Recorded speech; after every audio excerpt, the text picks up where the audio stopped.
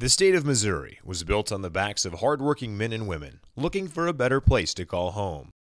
But brawn wasn't all it took. Our state's rich history was also established thanks to challenging young minds and a desire to foster scholarship.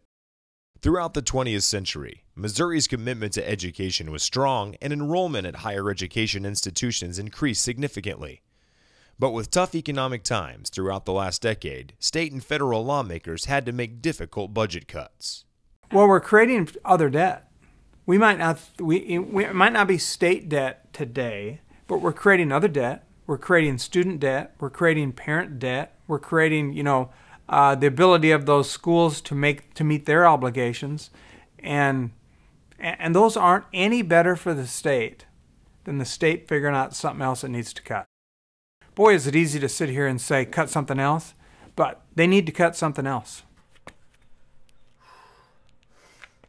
On your marks.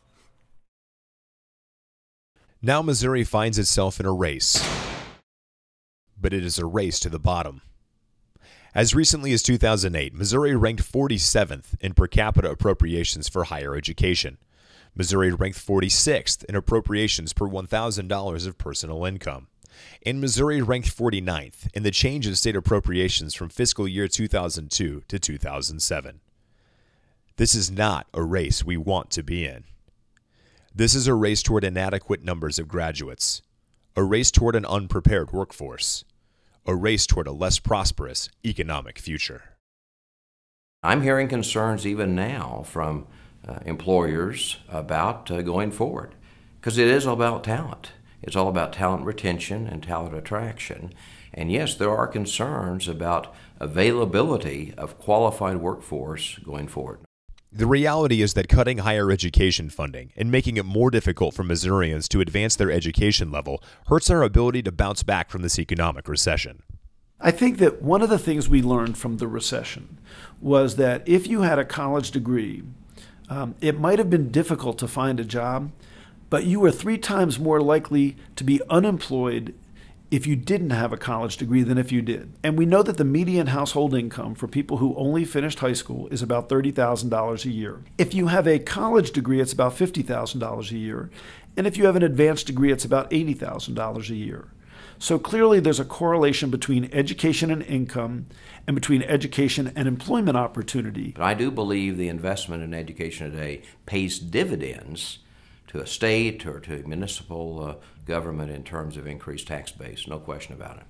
And our tax rolls won't be the only thing to suffer without a robust higher education system. Our businesses hurt too. I think government needs a heck of a lot more fiscal discipline. But I'll tell you the first thing I wouldn't cut, and that's the investment in the future of the economy.